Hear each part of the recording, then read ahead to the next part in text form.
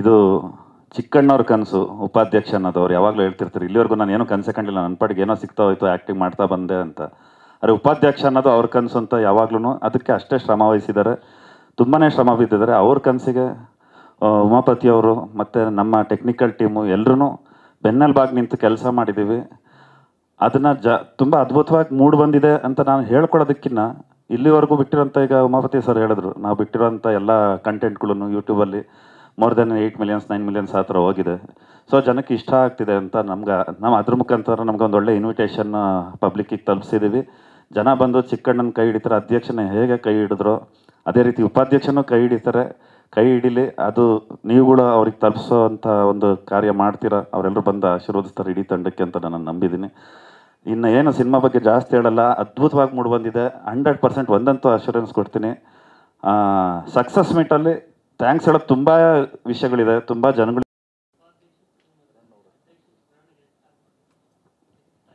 ಗೆಸ್ಟಾಗಿ ಬರ್ತಾರೆ. ಟೈಮ್ ಅಂತಲ್ಲ, ಎಷ್ಟು ಟೈಮ್ ಸ್ಕ್ರೀನ್ ಮೇಲೆ ಇರ್ತಾರೆ ಅಂತಲ್ಲ, ಇರೋಷ್ಟು ಟೈಮಲ್ಲಿ ಏನೆಲ್ಲ ಮಾಡೋಗ್ತಾರೆ ಅನ್ನೋದು ತುಂಬ ಇಂಪಾರ್ಟೆಂಟ್ ಆಗುತ್ತೆ ಚಿತ್ರಕಥೆಯಲ್ಲಿ. ಸೊ ಗೆಸ್ಟ್ ಅಪಿಯರೆನ್ಸ್ ಇದ್ದಾರೆ ಅನ್ನೋದೊಂದಿತ್ತು. ಈಗ ಎಲ್ಲಿ ಬರ್ತಾರೆ, ಯಾವಾಗ ಬರ್ತಾರೆ, ಯಾವ ರೀತಿ ಬರ್ತಾರೆ ಅನ್ನೋದು ಥಿಯೇಟ್ರಲ್ಲಿ ಆಡಿಯನ್ಸ್ ವೆಯ್ಟ್ ಮಾಡ್ತಾ ಇರ್ತಾರೆ. ಬಟ್ ಒಂದು ಸುಮಾರು ಕಡೆ ಇಲ್ಲಿ ಬರ್ತಾರೆ ಅಂತ ಅನಿಸುತ್ತೆ. ಎಲ್ಲಿ ಬರಲ್ಲ ಅಂದ್ಕೊಂಡಿರ್ತಾರೆ ಅಲ್ಲಿ ಅನ್ಎಕ್ಸ್ಪೆಕ್ಟೆಡ್ ಆಗಿ ಬರ್ತಾರೆ. ಅಲ್ಲಿ ಬಂದಮೇಲೆ ಚಿತ್ರಕಥೆ ಸ್ಪೀಡ್ ಆಗಲಿ ಮತ್ತೊಂದಲ್ಲಿ ಟೇಕ್ ಆಫೇ ಬೇರೆ ಕಡೆ ಹೋಗುತ್ತೆ. ಅದು ಸ್ಕ್ರೀನಲ್ಲಿ ನೋಡಿ ನೀವು ಎಂಜಾಯ್ ಮಾಡಬೇಕು.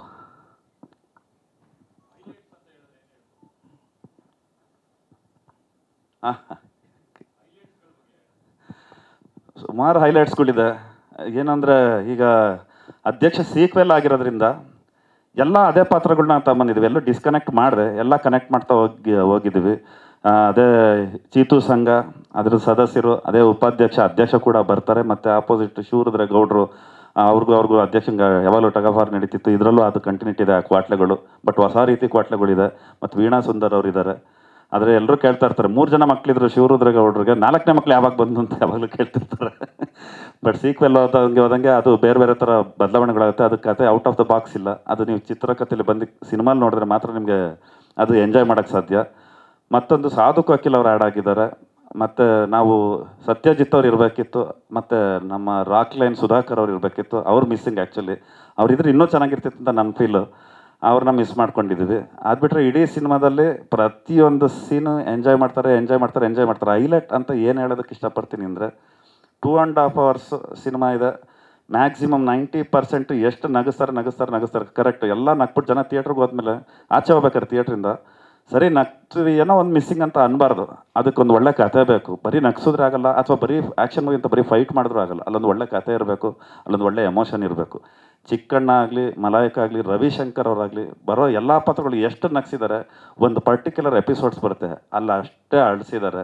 ಯಾಕೆಂದರೆ ಕಾಮಿಡಿಯನ್ ಇದಾರಲ್ಲ, ನಗ್ಸೋರು ಅಳ್ಸೋದು ತುಂಬ ಕಷ್ಟ. ಬಟ್ ಅವ್ರಿಗೆ ಪೇಯ್ನ್ ಆದಾಗ ನಮಗೆ ನೋವಾಗುತ್ತೆ. ಯಾಕೆಂದರೆ ಯಾರೇ ಆಗಲಿ ಯಾವತ್ತೂ ಅಳ್ದಲ್ಲೇ ಇರೋರು, ಎಲ್ಲರಿಗೂ ನಗಿಸ್ತಾ ಇರೋರು ಒಂಚೂರು ನೋವು ಮಾಡ್ಕೊಂಡ್ರೆ ನಮ್ಗೆ ನೋವಾಗುತ್ತೆ. ಅದು ಚಿಕ್ಕಣ್ಣ ಅದ್ಭುತವಾಗಿ ಒಂದು ಸೀನಲ್ಲಿ ಆ್ಯಕ್ಟ್ ಮಾಡಿದ್ದಾರೆ. ಅದು ಫ್ಯಾಮಿಲಿ, ನಮ್ಮ ಪ್ರೊಡ್ಯೂಸರ್ ಫ್ಯಾಮಿಲಿ ನಾವೆಲ್ಲ ಸಿನಿಮಾ ನೋಡ್ಬೇಕಾದ್ರೆ ಇವ್ರ ಮಗಳು ಕೂಡ ಅಳ್ತಾ ಇದ್ದು, ಇವ್ರ ವೈಫ್ ಕೂಡ ತುಂಬ ಫೀಲ್ ಆಗಿದ್ರು. Even my wife. ನನಗೆ ಸೆಟ್ಟಲ್ಲೇ ಚಿಕ್ಕಣ್ಣ ಆ್ಯಕ್ಟ್ ಮಾಡ್ತಿದ್ರೆ ನನ್ನ ಕಣ್ಣಲ್ಲಿ ನೀರು ಬರ್ತಿತ್ತು. ಅದು ಅಷ್ಟು ಚೆನ್ನಾಗಿ ಆ್ಯಕ್ಟ್ ಮಾಡಿದ್ದಾರೆ. ನಮ್ಮ ಸಿನಿಮಾ ನಾವು ಹೇಳ್ಕೊಂಡ್ರೆ ಜಾಸ್ತಿ ನೋಸ್ಬೋದೇನೋ, ನಿಮಗೂ ಅದು ಫೀಲ್ ಆಗೇ ಆಗುತ್ತೆ. ಅಂದರೆ ನಾನು ಯಾಕೆ ಹೇಳ್ತಿದ್ದೀನಿ ಅಂದರೆ, ಕಾಮಿಡಿ ಎಂಟರ್ಟೈನ್ ಮಾಡೋ ಮುಖಾಂತರ ಒಂದು ಒಳ್ಳೆ ಫ್ಯಾಮಿಲಿ ಎಮೋಷನ್ ಹೇಳಿದ್ದೀವಿ. ಕುಟುಂಬ ಸಮೇತರಾಗಿ ನೋಡೋಂಥ ಸಿನಿಮಾ, ಎಲ್ಲ ಫ್ಯಾಮಿಲೀಸು ಬಂದು ನೋಡಬೇಕು ಅಂತ ಕೇಳ್ಕೊತೀನಿ. ಆ್ಯಕ್ಷನ್ ಇಲ್ಲ, ಆಕ್ಷನ್ ಬರೀ ಡೈರೆಕ್ಟರ್ ಹೇಳೋರು ಸರ್ ಅಷ್ಟೇ.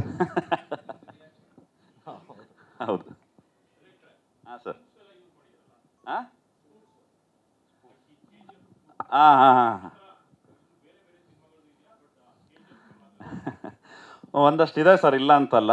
ಆದರೆ ಅದು ಅಷ್ಟೇ ಅದ್ಭುತವಾಗಿ, ಅಂದರೆ ಸುಮ್ಮನೆ ಏನೋ ಮಾಡಿ ಕೆಲವೊಂದ್ಸಲ ಅನಿಸುತ್ತೆ ಸ್ಪೂಫ್ ಮಾಡಿದ್ದಾರೆ, ಬಟ್ ಆ ಲೆವೆಲಿಗೆ ಬಂದಿಲ್ಲ, ಅಥವಾ ಅವ್ರು ಆ ಥರ ಮಾಡಿಲ್ಲ ಅಂತ.